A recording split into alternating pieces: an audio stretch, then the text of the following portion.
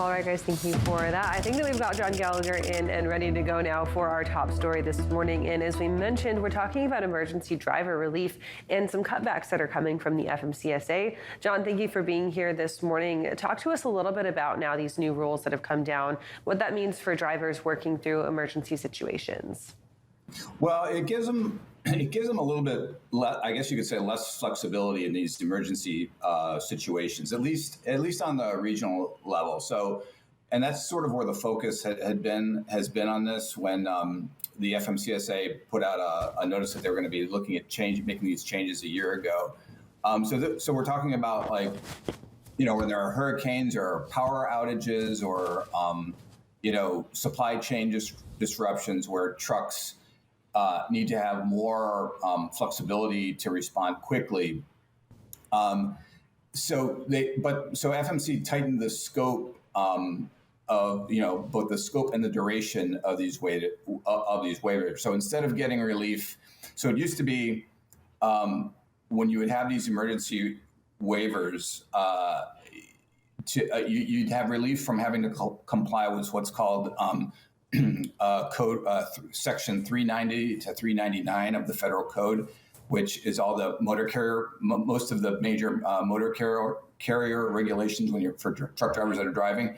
But now the waiver is only going to apply to hours of service, meaning you can still legally drive over the limits, the daily and weekly limits during the waiver. Whereas in the past, truck drivers would automatically be waived from having to comply with things like medical certifications and vehicle inspections. So that's not part of they don't automatically get that waived now.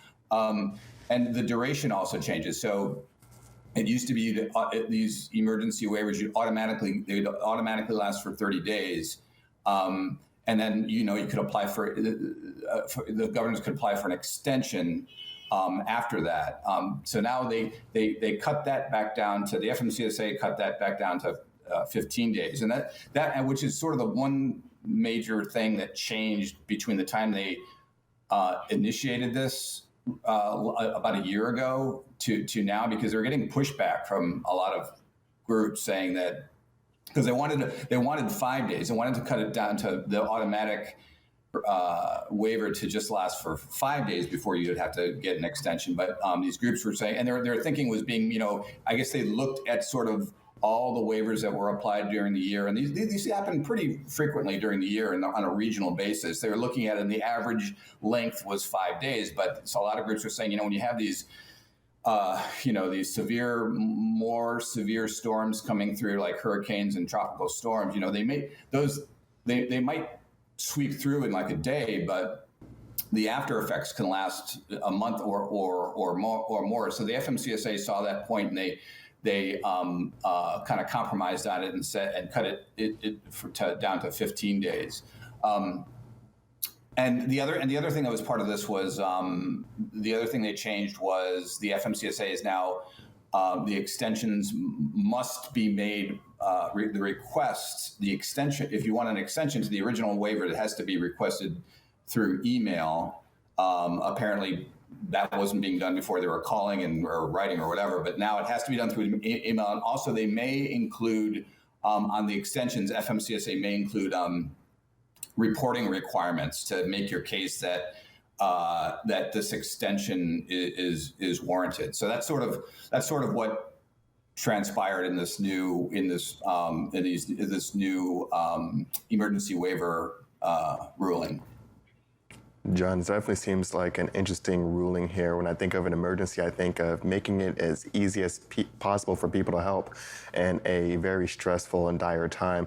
When we're looking at this ruling being handed down, do we see any public comments, especially really talking about maybe even time spent more on waivers and actually being able to help making sure you have all of your correct forms filled out?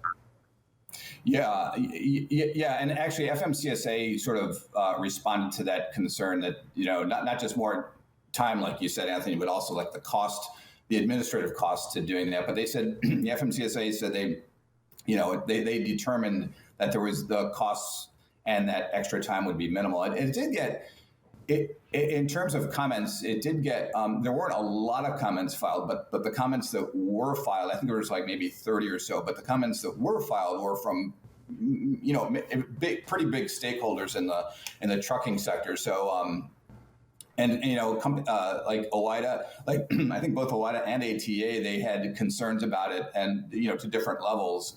And OOIDA, and also it was a group of 27 House Republicans also sort of weighed in on this, saying that there's no, why is FMCSA doing this to begin with? Because there's no, they provided no data saying that these waivers, as they were already, the flexibility that there was already given in them was causing any safety problems.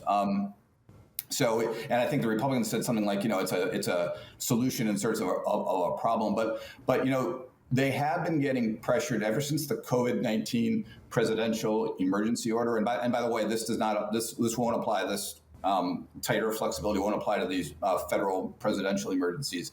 But when the COVID presidential emergency kicked in, and it lasted for a long time, a lot of safety groups saying, well, do we need these? Or, if crashes are up, and is this causing our truck drivers and carriers sort of abusing this now? And is this why we're seeing more crashes? Again, there wasn't evidence for that, but there is evidence that crashes are up. So I think FMCSA sort of felt a little. This is just speculation here, but they might have felt a little pressure to, support some of these concerns from safety groups to say, we're gonna tighten this up, and try to see one of the thing, another thing to show that we're being responsive to this increase in crashes that are coming up in the statistics. Safety definitely going to be a big part in it as well. John, thanks so much for joining us this morning and shedding some light on this story. We'll be sure to follow up with you as more situations like this develop. Okay, thanks you guys. Thank you. Right now, we're going to toss things over to Kaylee Nix with our first look at today's headlines.